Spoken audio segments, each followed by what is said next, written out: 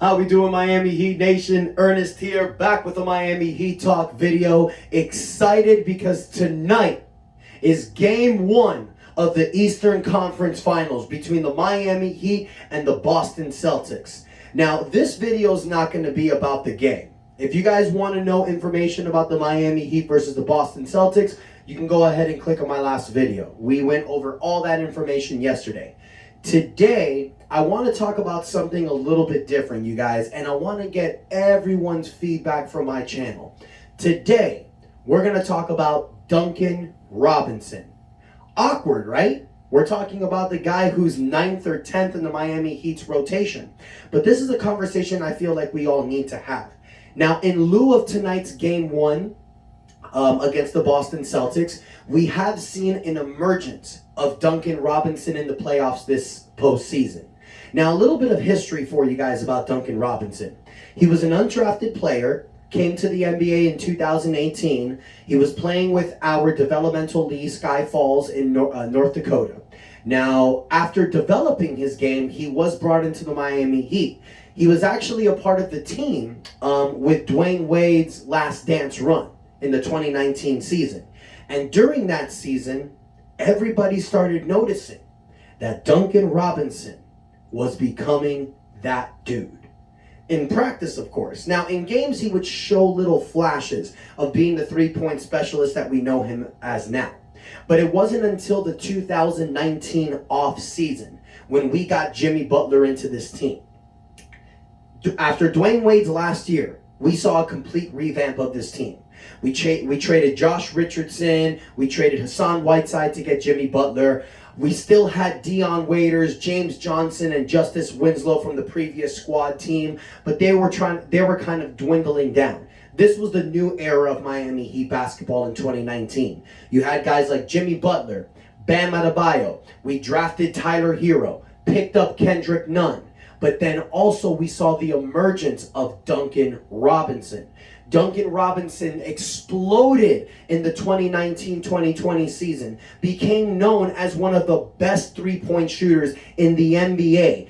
Back-to-back seasons in the 2020 and 2021 season, Duncan Robinson broke the Miami Heat record of three-point made shots in the NBA. So for 2 years, Duncan Robinson was deadly, elite from the three-point line. He was a guy that you strategized against. And that's what happened. In the 2022 season, last year, Duncan Robinson started out the year as a starter. But we saw that his game was not expanding. Now, this was after he got the 5-year, $90 million contract. So everybody was questioning his seriousness of the game, his love for the game. People were thinking now that Duncan Robinson got the money, he wasn't working anymore. And part of that feels like it's true for me. But also another part that I feel like that happened was teams started to figure him out. Duncan Robinson got complacent on the way that his game works. He thought that it would work forever. He thought that he could be a screener, catch and shoot, three-point shooter. He didn't need to evolve his game. Wrong. Last year, teams figured him out.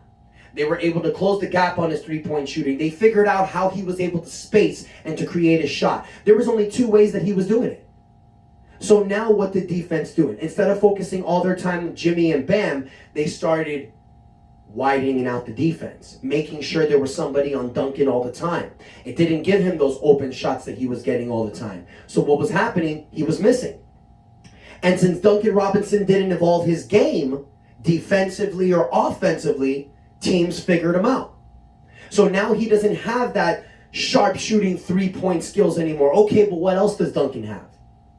Nothing. Yeah, he's developed a mid-range shot a little bit, but that's not his game. We have Jimmy Butler for that.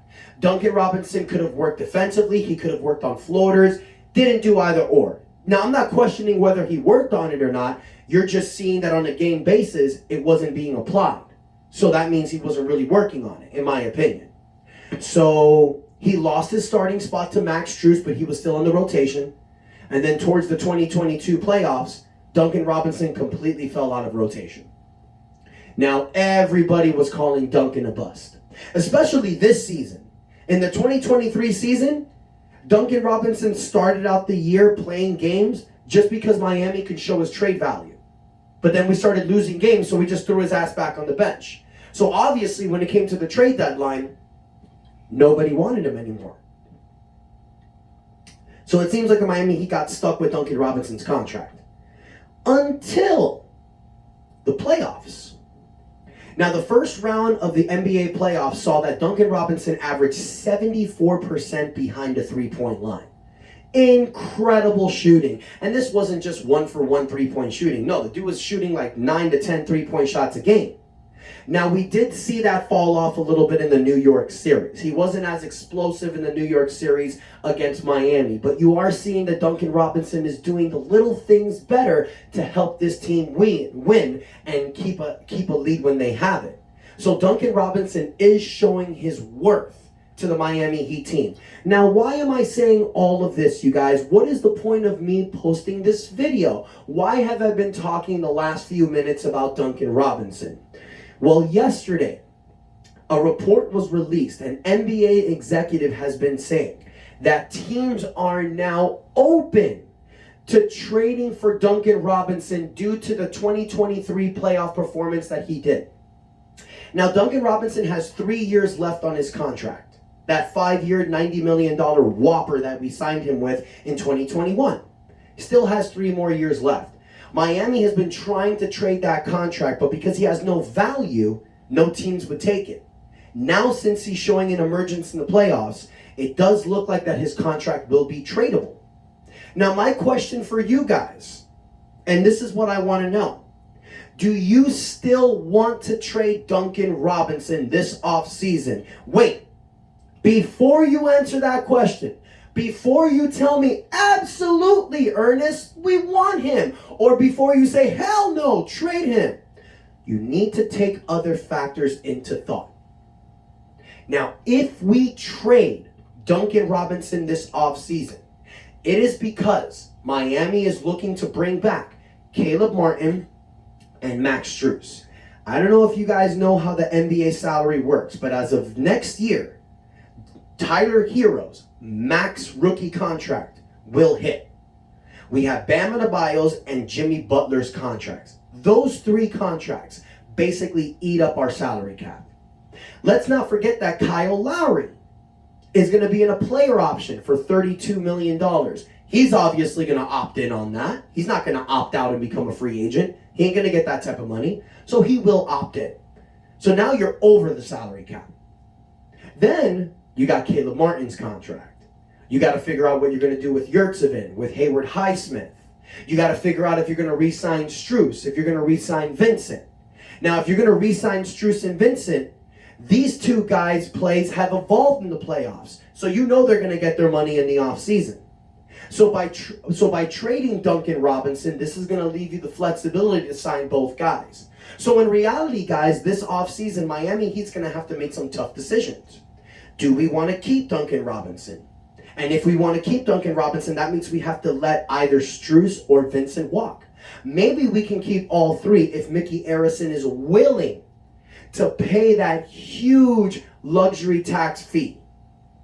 So it all depends on Mickey Arison and it all depends on Pat Riley. But at the end of the day, guys, we're all fans. We all know what makes this team work. We've seen Duncan Robinson play these last few years. So that's the question that I'm going to pose to you guys. Do you want Duncan Robinson to stay in the Miami Heat? Or do you think it's best if we trade him and let him go and free up ourselves from that bad salary? Let me know what you guys think in the comments. Most importantly, guys, take a moment, hit the like button if you like the video. But don't forget to subscribe, you guys. I'm at 664 subscribers. I love each and every one of you. Thank you so much for the love and support.